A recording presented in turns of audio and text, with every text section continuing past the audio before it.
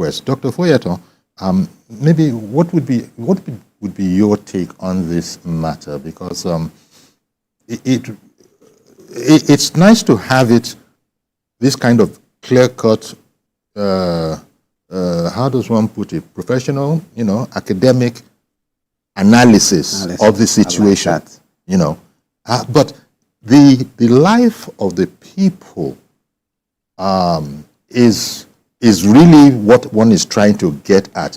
This surely must have all sorts of consequences for development, for the quality of life and development and all of that. So what's your take on this age-old problem? Thank you, Nkoyori. And I think I understand the angle my brother is coming from. And like you said, at times in this climb, it sounds very academic, though very professional. But you see, my own take in this is not whether we are making progress, stagnant, or we are moving forward. Because if I have to answer that, it's neither here nor there. But my challenge basically is we are looking for a solution, or we are looking for solutions. Now, the security agencies that are the executors of policies as it relates to security, they formulate the policy, they execute security policies, subject to the approval of Mr. President. I think one of the things that all, be it the political class and the security, community, have not been able to tackle is the root cause or the root causes of this thing you call insurgency or terrorism in the country. Now, if we've been able to identify the root causes, to what extent have we been able to address those root causes? Now, if we're not addressing those root causes, it's as good as cutting the tree from the leaf or the branches and the life, leaving the roots.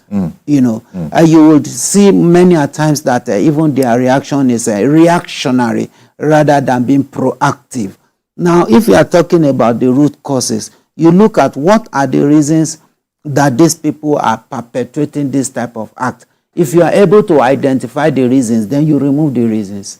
Once you remove the reasons, then you now discover that you have weakened the whole constituents of the terrorist organization by 80%. But that's why people say this is much easier said than done. No, it is not a rocket science. It's a product of political will, because, yes, it's a product of, it's not a rocket science. Once the government is able to play high premium and high value on the lives of people, it will interest you that once that is established, the attitude and the demeanor will change eventually. You remember the story of an American that was abducted in Nigeria here, and the American government had to put in all its machinery and engineering. They don't care whether he is a plumber or he is a mechanic or he is a sweeper in America. As far as he's an American, the value of his life is equivalent to the value of the president of any other country apart from America. You look at that attitude. Now, if you look at what is happening, in the north, for example, which is the epicenter of terrorism in this country,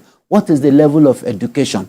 What do they, even some of them, do they even understand the meaning of terrorism? The terrorists and the like. If you look at what happened in Sokoto recently, now you see that we have the Ansarus, we have the Boko Haram.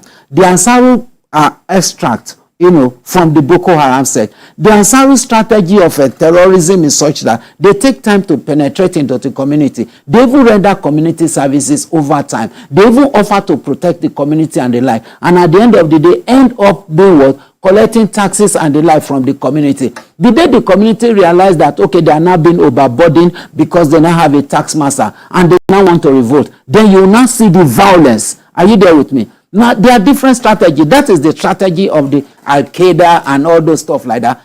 Penetrating. Unlike the Boko Haram that will come in violence and say, whether you are a Muslim, whether you are a non-Muslim, it's not their business. But the Ansari believes that, look, the way you treat Muslim is different from the way you treat non-Muslim. But the question is this. When you talk about different species of snakes, are they not, do they not have the venom to kill? The issue is not the species. The issue is whether they have the venom or not. Now, you see, these are areas that government should be able to be fair and true. Look at what is happening in Sokoto as we speak now. You see, Sokoto is supposed to be is supposed to be a holy state. Yes. If you permit me to use that word. Sokoto is supposed to be like the Mecca of Nigeria. It's supposed to be the headquarters of Islam in Nigeria, to the extent that no human being should see Sokoto and be thinking of violence. But look at what is happening, to the extent that the state has been desecrated. Because, those that are either the architects, the players, and the like, we are not placing our priority where we ought to place. We are not going all out to understand that, look, you don't nurture terrorism. It's like you don't use snake as what do you call it, your pet at home. It's just a matter of time. It will bite. Now, if you also look at what is happening now, look at some of the causations. You are talking of unemployment. You are talking of some other issues. The infiltration of foreigners in the northwest. Mm-hmm. Now, what do? They come there to annex your mineral resources. Some of these mineral resources. In short, recently, somebody approached me on rubies and the like, and I was shocked to discover that ruby is more expensive than gold. Shocked to discover that. And we have a lot of it in Zamfara. We have a lot of it in Kaduna. We have a lot of it in some other states in the north. And shockingly, some of these foreign countries and they come in there, they arm this group, allow them to go on illegal mining, bring it to them. At times, some of them are even killed once they get those resources, and they find their way out either through chartered aircraft or through illegal routes out of the country. And you are talking of the natural resource of the country. The truth is that if the government is not able to understand that this is a major causation of terrorism in the country, it will strive, because any country that have high deposit of mineral resources, they are bound to have such crisis. You go to Democratic Republic of Congo, that is said to be the richest country in the world and the poorest country in the world. That is the paradox. So if you look at Zamfara is just, sitting on a keg of gunpowder. It's just a matter of time before you know what is happening. Zamfara may become an epicenter of terrorism, because even though the government is trying all its possible best to ensure that, okay, illegal mining has stopped and all those stuff like that, but it goes beyond legislation. It goes beyond coming to press and all those stuff like that. You must be seen, even in that side. Because I'm sorry to say, what some of these countries do is they've been able to identify your minerals. In Nigeria has about 23 solid mineral resources at commercial quantity. America, as big as it is, has 24. Just one. And the population of America is almost, is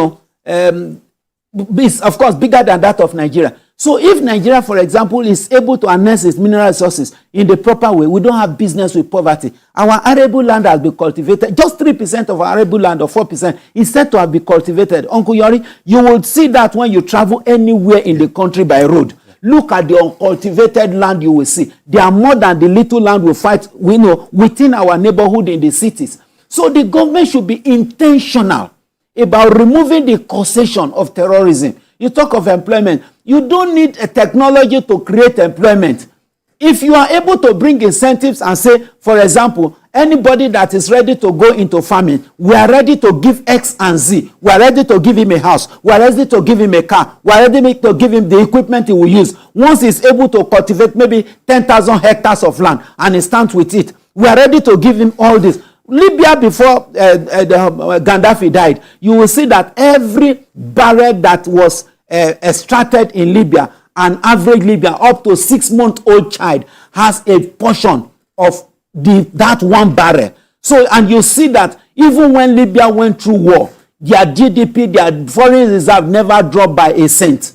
So and Nigeria, we have that resources. Yeah. But the question is whether we have that political will, and if we do have the political will, who are the people that are advising Mr. President as it is now? I think Mr. President should really look outside, should forget about his advisors, and look outside and think about private consultants, because his advisors are going to be telling him what he wants to hear, what they think he wants to hear. They are only going to be pacifying him because they want to keep their pot of soup, which is their appointment. Because as it is now, they are not doing Mr. President a very good service. Many of them are not working according to, the pace with which I see that Mr. President wanting to work. Mm-hmm. At the end of the day, the whole thing will backfire on him. So if he is able to say, okay, whatever advice they give me the advice. Let me have the people's opinion about this thing. Listen to radio, listen to television, listen to what the people are saying. Forget about what your press people will say. Forget about whatever information they want to manage.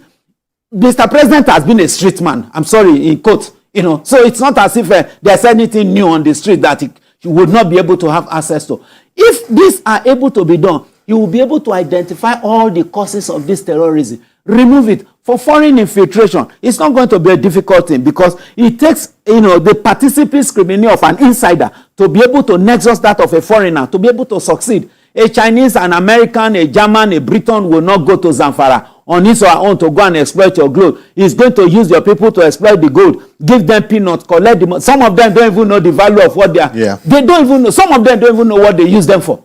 And at the end of the day, what happened? If there's going to be violence, they will harm your people against your people. It happened in Niger Delta, in the oil region. They will give the boys $300,000 and give them arms and ammunition or what, maybe $1 million. And these boys will escort vessel, 1 million barrel of vessel, 2 million barrel of vessel outside the country because they have gotten peanuts and they have gotten RPG that they think they cannot afford. So at the end of the day, they will escort, your oil and all those stuff in those days, Thank you very much, Dr.